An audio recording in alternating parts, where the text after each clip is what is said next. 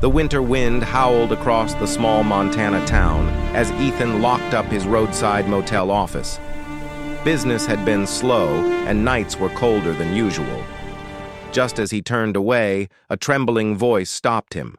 A young woman stood near the doorway, wrapped in a thin coat, eyes filled with fear.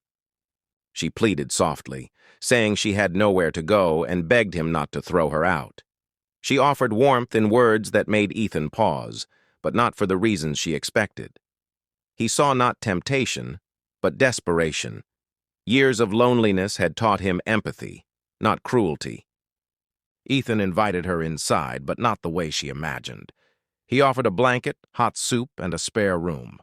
The woman, named Clara, looked confused and ashamed. Ethan spoke gently, explaining that safety and dignity mattered more than anything on a freezing night. Clara sat quietly as warmth returned to her hands. She explained her story in fragments. She had escaped an abusive situation, lost her job, and had been drifting from place to place. Each rejection hardened her heart, convincing her kindness always came with a price. Ethan listened without interruption. He understood broken paths. Years earlier, he had lost his wife and learned how quickly life could strip comfort away. Since then, he had promised himself that if he could help someone without harm, he would choose compassion every time. That night, Clara slept safely for the first time in weeks. Ethan stayed awake, ensuring the heater worked and the doors were locked. He didn't see himself as a hero, just a man doing what felt right. Still, something shifted quietly in his heart. The next morning, Ethan offered Clara breakfast and work cleaning rooms if she wished. There was no pressure, only opportunity. She hesitated, then accepted, surprised by the absence of expectation. For the first time, she felt trusted instead of judged. Days passed, and Clara proved hard-working and respectful. Guests noticed her kindness, and Ethan noticed her laughter returning. Evenings were spent talking in the office, sharing stories and quiet humor. Slowly, trust replaced fear, and gratitude replaced survival instinct. Clara admitted she had expected rejection or exploitation. Ethan responded that warmth wasn't always physical. Sometimes it meant restoring someone's belief in humanity. His words stayed with her, reshaping how she viewed herself and the world around her. As winter deepened, the motel became a refuge for both of them.